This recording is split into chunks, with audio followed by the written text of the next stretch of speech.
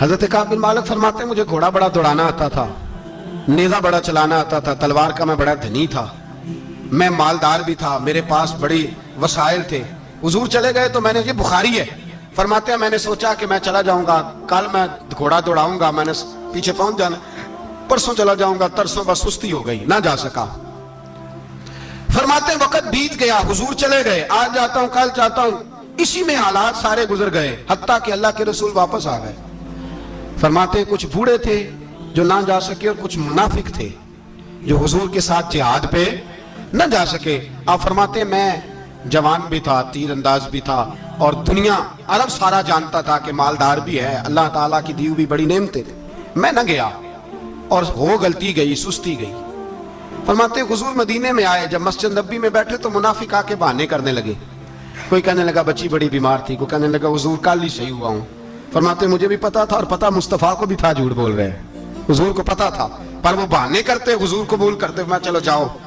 کہا فرماتے ہیں ایک منٹ کے لیے مجھے بھی وسوسہ آیا کہ کوئی بہانہ نہ کر دوں، لیکن پھر میں نے سوچا بہانہ کس کے سامنے کروں جسے اللہ تبارک و تعالیٰ نے نبوت کی آنکھ عطا فرمائی ہوئی ہے، اس محبوب کے سامنے بہانہ۔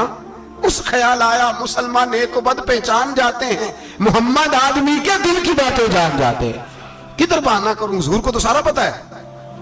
فرماتے میں گیا، حضور نے پوچھا کیوں نہیں آئے، اور پوچھا بھی مسکرا کے، کیوں نہیں آیا، مسکرا کے پوچھا۔ فرماتے ہیں میں نے سچ سچ بولا، میں نے کہا یا رسول اللہ سستی ہو گئی، حضور غلطی ہو گئی، جو بہانے لگا رہے تھے ان کو آزادی مل گئی، اور مکتب عشق کا دستور نرالا دیکھا، اس کو چھٹی نہ ملی جس نے سبق یاد کیا۔ فرماتے ہیں ان کو چھٹی مل گئی، میں نے کہا حضور غلطی ہو گئی، تو نبی پاک نے فرمایا اس سے کوئی بندہ کلام نہ کرے، خبردار میرے ساتھ بھی گفتگو نہ کرنا۔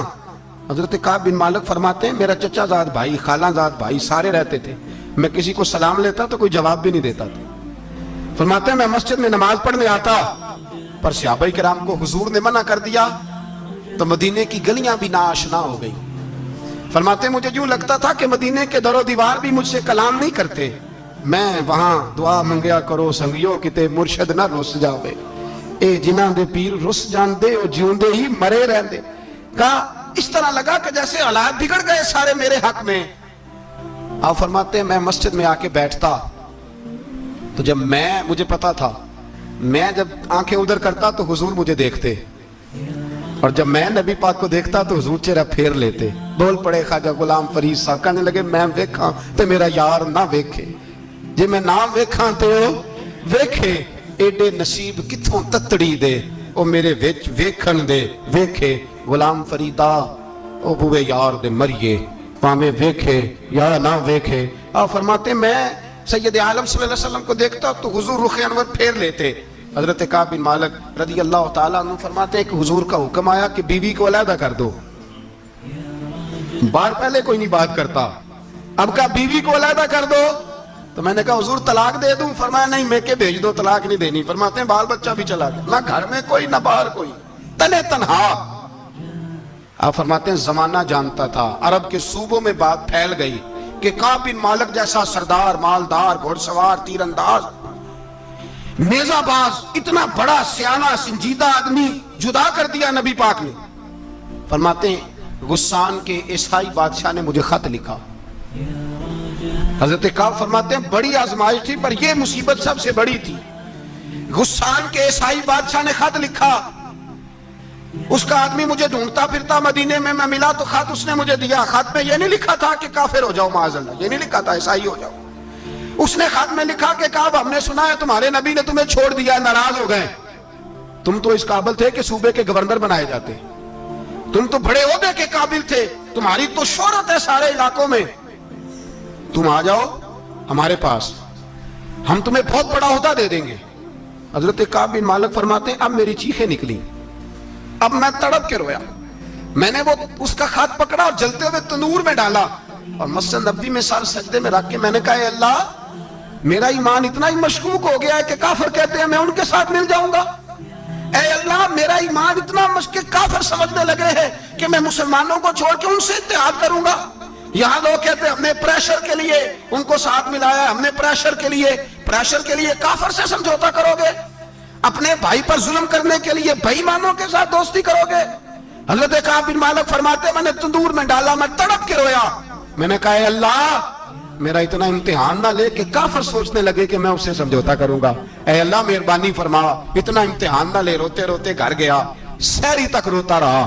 ایک آدمی دوڑا آیا, کہنے لگا کعب جلدی چل, حضرت جبریل آ گئے ہیں, اللہ نے تیری توبہ قبول فرما لی ہے, رسول پاک نے تجھے یاد فرمایا ہے, چل آ جا. حضرت کعب بن مالک فرماتے میں قدموں میں گرا اور میں نے کہا محبوبہ میرا سارا ہی مال لے لے, حضور میری ساری صلاحیتیں لے لے, رکھ لیں سارا کچھ, مجھے وہ مال نہیں چاہیے جو آپ کے دروازے سے دور کر دے. حضور وہ دولتیں میرے کس کام کی جو آپ کے دروازے سے دور کر دے. بے نور بے چراغ جو محفل ہو پھونک دو, اعظم بلا سے اپنی وہ ہستی ہی کیوں نہ ہو, جو چیز اس کی راہ میں حائل ہو پھونک دو. حضرت کعب بن مالک رضی اللہ تعالیٰ عنہ نے ایک منٹ کے لیے بھی کافر سے سمجھوتا کرنا پسند نہ کیا. جبھی تو اللہ نے توبہ حضرت جبریل کے ذریعے نازل فرمائی. میرے بھائی یہاں منٹ منٹ پہ سمجھوتا ہے, منٹ منٹ پہ بڑا رولا ڈالتے ہم, بڑا شور ہے چائنا کی دوستی, چائنا کی دوستی. چائنا جیسے کہے برما کی حکومت ویسے کرتی ہے, اس کا رسم اور رسوخ ہے ان کا. آپ نے کیوں نہیں ان سے کہا کہ ان کو منع کریں؟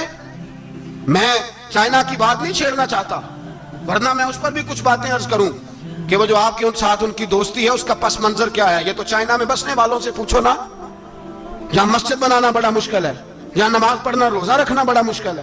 کاہے کی دوستی, کس طرح کی دوستی؟ قرآن مجید نے بیان کر دیا کافر تم سے راضی نہیں ہو سکتا حتی تتبع ملتہم, جب تک تم ان کے دین کی پیروی نہ کرو. اتنی دیر کافر راضی ہو سکتا تو مسلمان کیسے راضی ہو جاتا ہے؟